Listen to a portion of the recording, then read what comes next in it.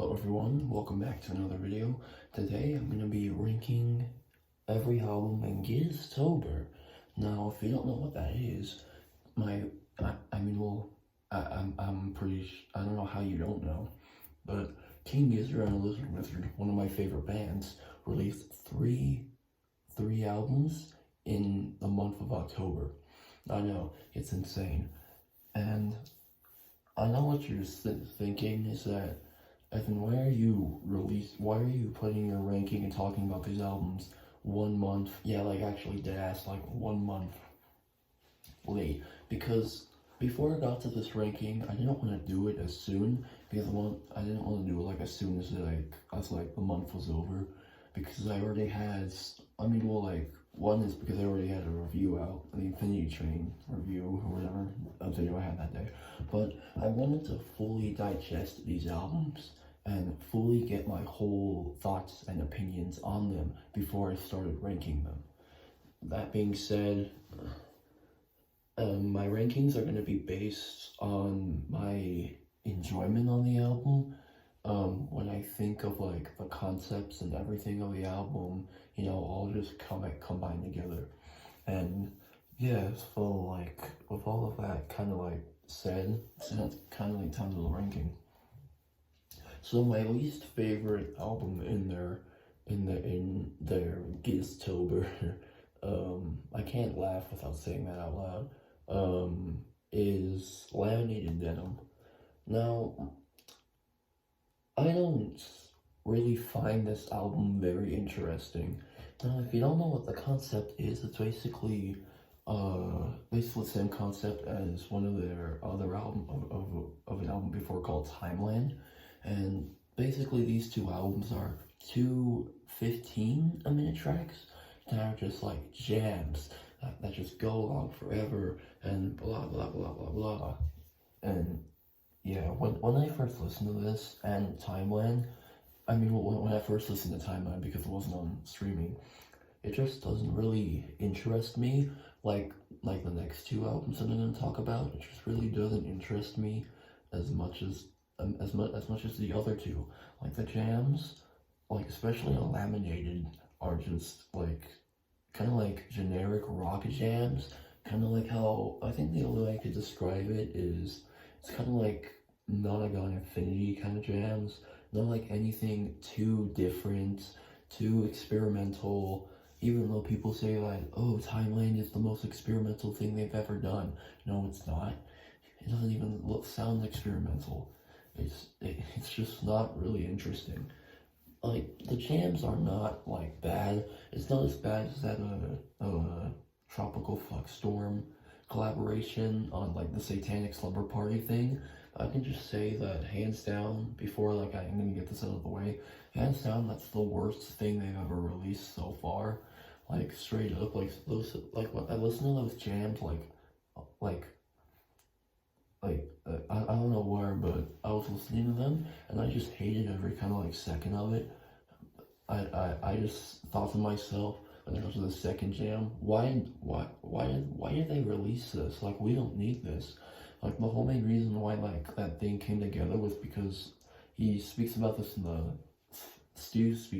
the Fantano interview, where they were stoned with them once and they started jamming. That's it. Like, why did you want to release that? But back to Laminated. Yeah, I just don't really find this album interesting. It's just very basic, very kind of, dry, but still good.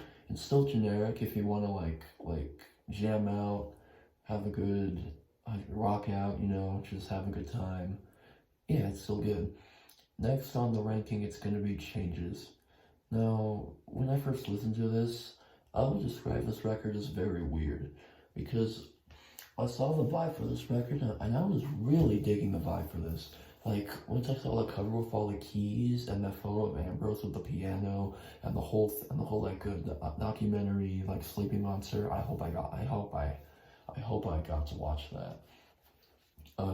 With all the black and white feel, it's fuck yeah, I would love to to see this. Like, this is the album I was looking forward to, like, the most.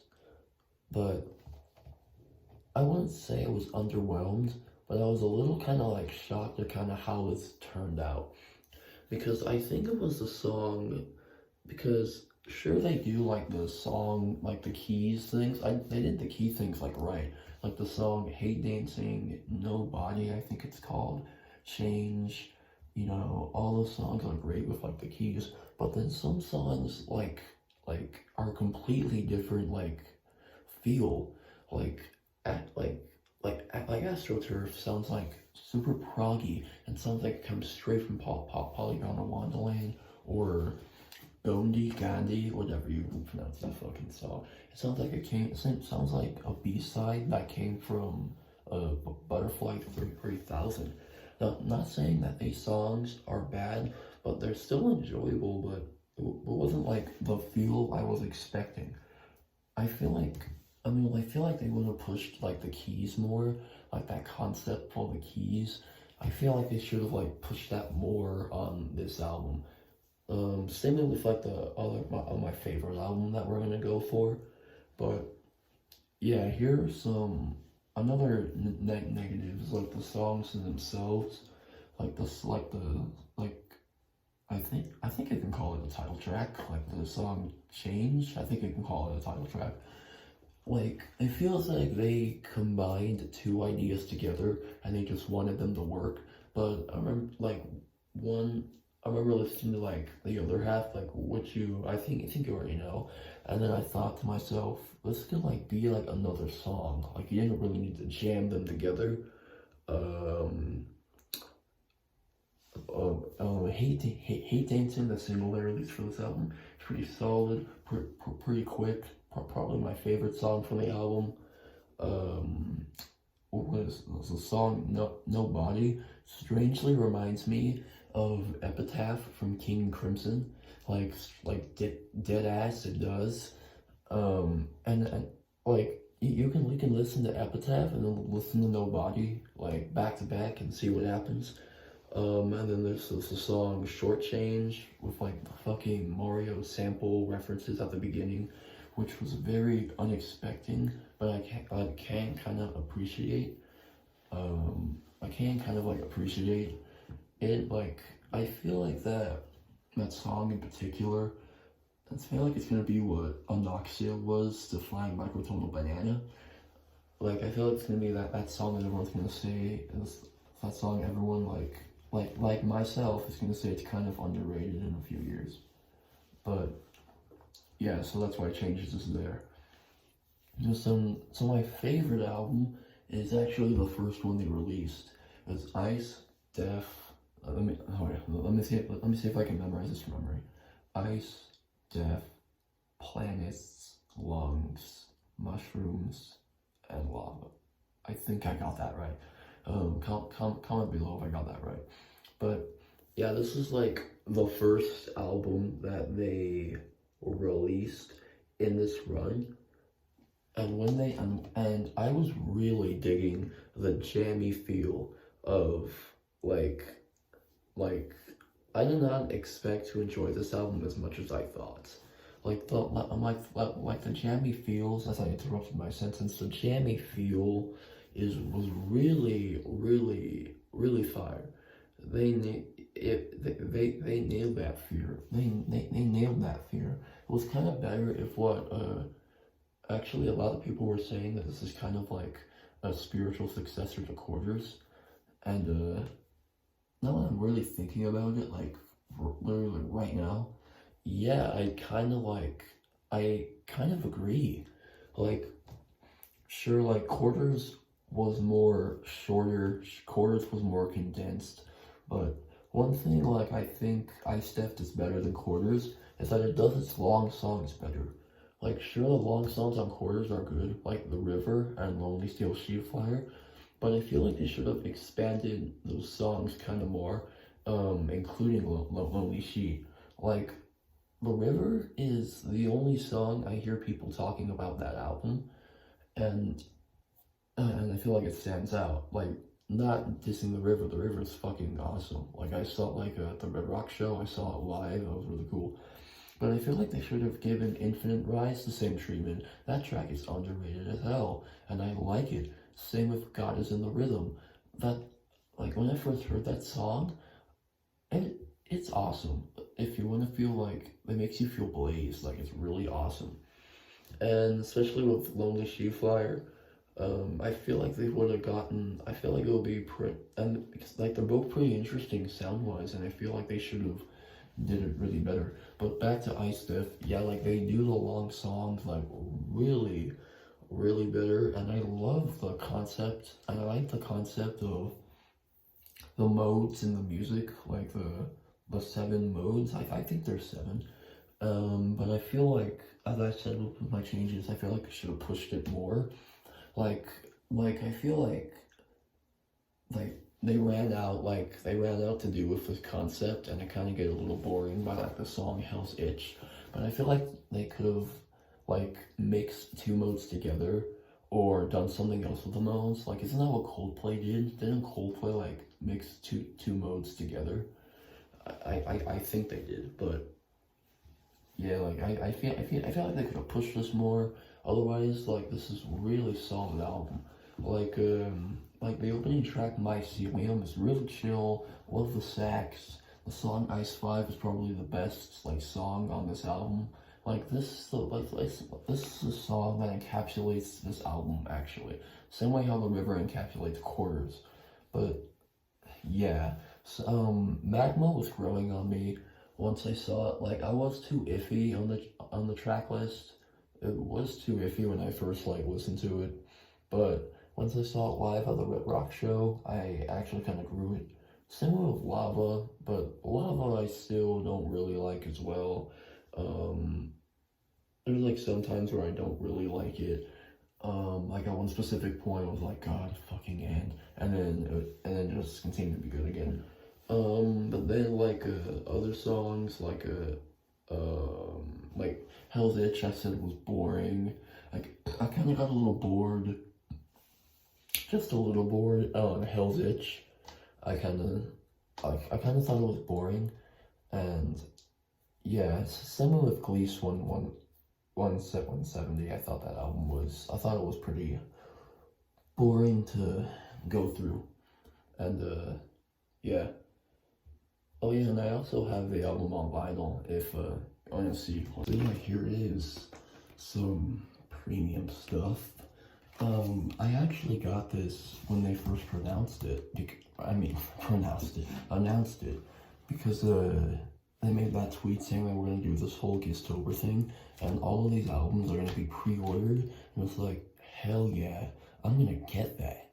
So, yeah, I pre-ordered it on, I think it was September. I just got it this month, in November. I think I got it on the 18th, I think so. So just, like, and then I played, like, the whole thing. So I just did, like, a premium look at it. This is also pretty cool. Also pretty cool, yeah. I think I should take one of the discs out, actually. See the shit. Here. The fuck? Yeah. There we go. Okay. This is embarrassing, but yeah, here basically it is. Yeah, so yeah, that's like the vinyl and everything. Yeah.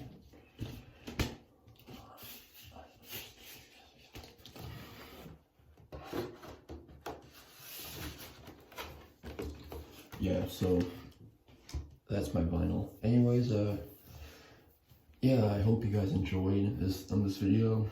I think that this whole gizztober thing was just like a mixed bag, at least for me. Like, there might be people who wouldn't. I'm not like a diehard King Gizzard fan. Like, if they do something bad, like how I mentioned earlier, the Satanic Slumber Party, I think they'd be called, then yeah, I'll criticize it. But for most of like their like stuff. I'm not that. It's really good, so I'm not really used to being disappointed. But for this, like, I'm really excited for what they do in the future. I hope they get more like attention with this. I can't wait for the droughts in 2023. Yeah, the drought's gonna be insane. It's gonna be kind of dreadful. But yeah, that's it for like the video. I hope you enjoyed. List your rankings down below so we can have a discussion of what we like agree with. And yeah. Oh yeah, heads up. I'm not gonna be releasing a video from next month. I'm gonna be releasing one because you know, it's the holidays. I want to spend time with my family. I actually want to relax and not have this remind me and not have this channel looming on my back all break. Not saying I don't enjoy like doing this. I just want to relax in December, and like and Christmas is kind of like, you know, the most wonderful time of the year. And yeah, so yeah, that's it. Just a little heads up. This is the last of King Giz that you'll be seeing on this channel for like, I don't know, possibly like a year. I may do another thing that I'm kind of planning. But yeah, see you guys.